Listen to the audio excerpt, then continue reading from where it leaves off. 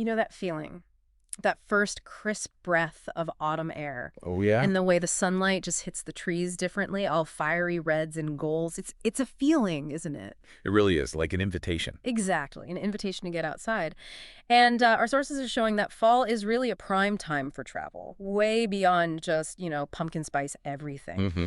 So for this deep dive, we've looked at this really comprehensive guide all about fall 2025 travel, destinations and trends. Right. And our mission basically is to give you the highlights, the key takeaways, so you can maybe start dreaming up your own perfect autumn trip.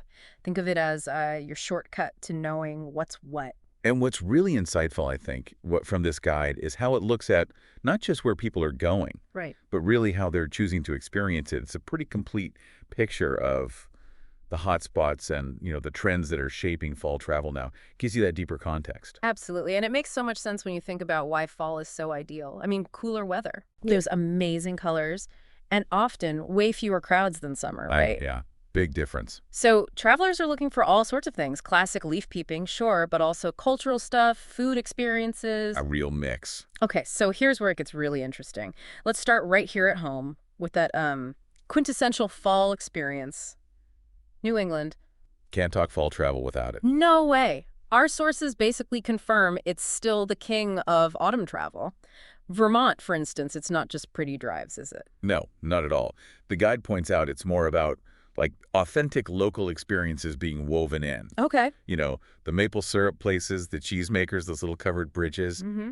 It makes a leaf peeping trip feel more like a real immersion. Right, like tasting the place, too. And Yeah. you can drive the Green Mountain Byway for those big views. Exactly. And then you've got Maine, Acadia National Park especially. Ah, Yeah, you get the foliage and the ocean views. Plus, Bar Harbor has festivals, great seafood. sounds amazing. And Massachusetts, too, right? The Berkshires for culture, Cape Cod, maybe quieter off-season. Precisely. And the timing for peak color across New England. Usually late September through mid-October, give or take. Good to know. It does make you wonder, though, what is it about these places? Why are they so consistently popular every single fall? Yeah, what's the secret sauce? I think it's that blend, Yeah. amazing nature that's pretty accessible, plus those deep-rooted traditions.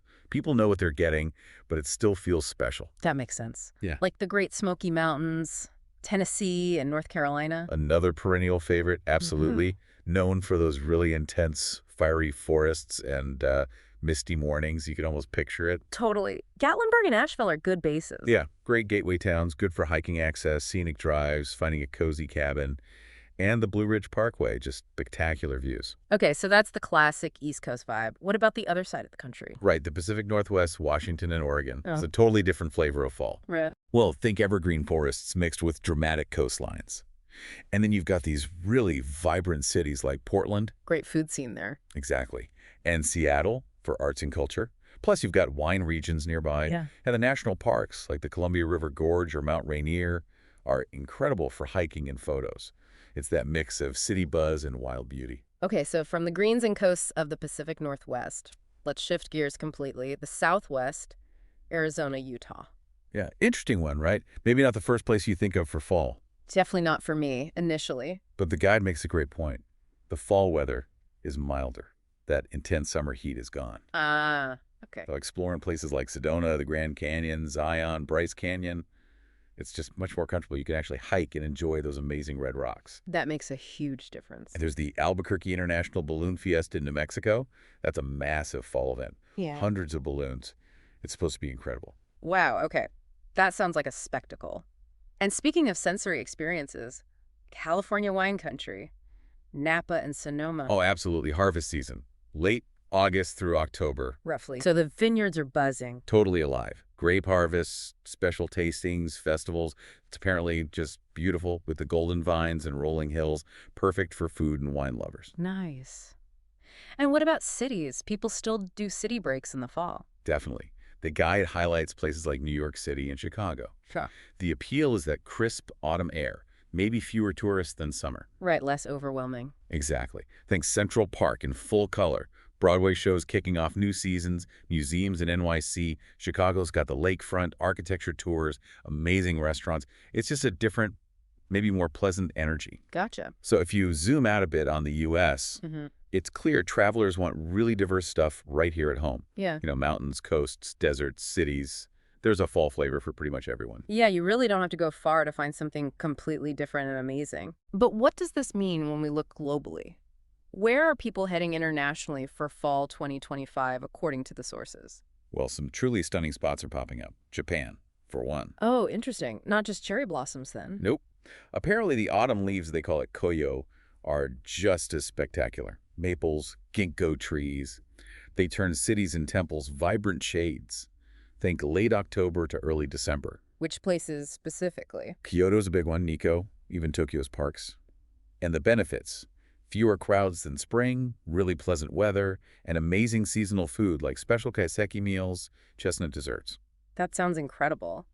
But Japan can feel maybe a bit intimidating culturally for some travelers. Does the guide mention how people navigate that, how to get that authentic immersion? That's a really good point. The guide emphasizes that it's not just about seeing things, but about engaging, trying the seasonal food, experiencing the quietness of temple gardens. So slowing down a bit.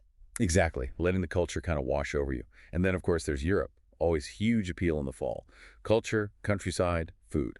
The classic combo. Where in Europe? Italy's big. Tuscany and Umbria for harvest festivals. Think truffle hunting. Oh, wow. Truffle hunt. Right. Vineyard tours, too.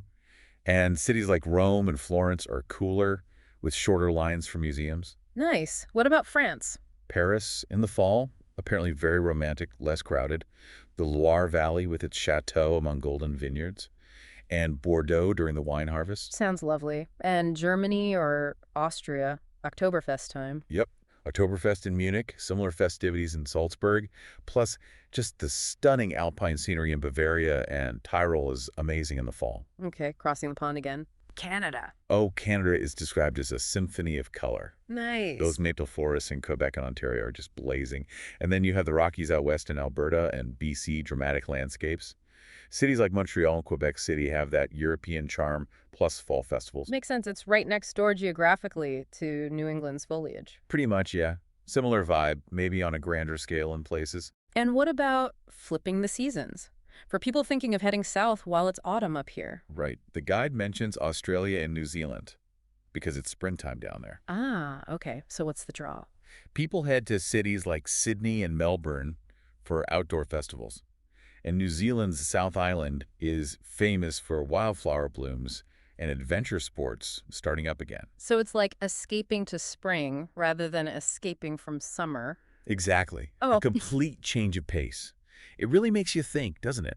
How the different hemispheres offer such unique travel experiences simultaneously. yeah, it really does. And even sticking to the northern hemisphere's fall, there are other great options.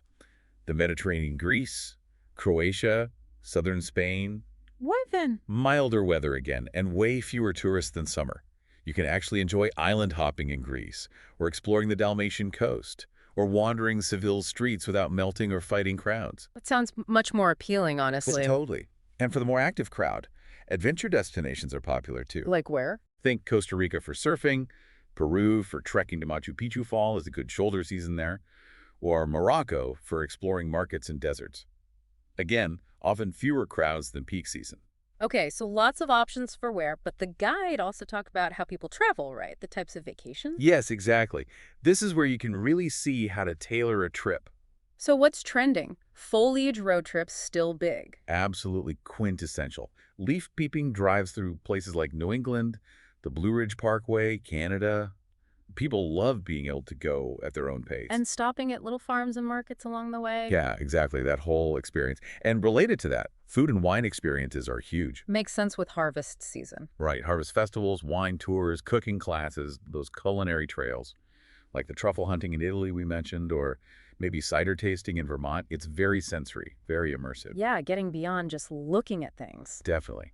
And that ties into another trend, wellness retreats and nature escapes. Focusing on well-being. People are prioritizing mental and physical health. So retreats in the mountains, forests, coasts, they're really popular, offering yoga, meditation, spa stuff, hiking, often in these nice boutique or eco lodges. A more holistic kind of trip. Exactly. But not everyone wants total zen. Adventure and active travel is still going strong. Hiking, biking. Yep, hiking, biking, kayaking, wildlife watching, national parks, mountain areas, coasts. Great options for getting active in those cooler fall temps. Okay, but it's not all nature and wellness, right? What about culture in cities? No, definitely not. Cultural and festival-based trips are a big draw. Fall has tons of local festivals. Like harvest festivals. Harvest festivals, music festivals, film festivals, and big traditional holidays. Oktoberfest in Germany, Dia de los Muertos in Mexico, Thanksgiving parades here in the U.S. It's a great way to see local traditions. That makes sense. A very specific reason to go somewhere. Right. And even without a specific festival, urban getaways and arts tourism are popular. So city breaks are still in? Yeah, because theater seasons are starting, new art exhibits open, concerts are happening, plus seasonal dining, nightlife, shopping, all without the intense summer rush. It's a good time to experience a city's cultural pulse. Okay, interesting mix of styles. And looking at the bigger picture, you see this blend, right? Mm-hmm. The classic fall appeals, like foliage, mixed with these newer desires for deeper engagement, maybe more unique experiences. How does that play out in trends? Well, one clear trend is off-season and shoulder season escapes. People are actively choosing fall because it's not peak season. For better prices and fewer crowds. Exactly. Lower prices, better availability, Hmm. quieter attractions. You see this in classic summer spots like the Med, but also maybe winter resorts opening early for fall hiking. Hmm. It's a smart, strategic way to travel. Right. And what about sustainability? Is that still influencing choices? Hugely. Ecotourism and sustainable travel are definitely still a major factor, Yeah. but it's evolving. The guide suggests it's moving beyond just picking an eco-lodge. Travelers are increasingly looking for ways their trip directly benefits local communities and conservation efforts. Like, they're actively choosing tours or businesses that support those things. So using their travel dollars consciously? Precisely. Kind of voting with their wallets for a more responsible way to travel. It's less passive observation, more active participation in preserving the places they visit. Okay, that's a powerful shift. So wrapping this all up, what does this mean for you, the listener, planning your fall getaway? It means you have an incredible amount of choice. Yeah, the variety is huge. Whether you want those stunning leaves or deep cultural dives or amazing food or outdoor adventures, fall 2025 looks like a really inspiring season to get out there. Absolutely. We've touched on so much, those classic New England trails, the beauty of Japan in autumn, vineyards in Tuscany, adventures in Costa Rica. It's clear fall is a time of transformation, not just for the leaves, but maybe for how we travel too. It really makes you think, doesn't it? As we all become, hopefully, a bit more mindful about sustainability and maybe seek out those quieter off-peak times, Yeah. how does that change things? Does it shift not just where we go, but maybe how we actually connect with a place and with the people there? That's a fantastic thought to chew on. Something to consider as you dream up your own magical, colorful, and truly inspiring fall exploration for 2025.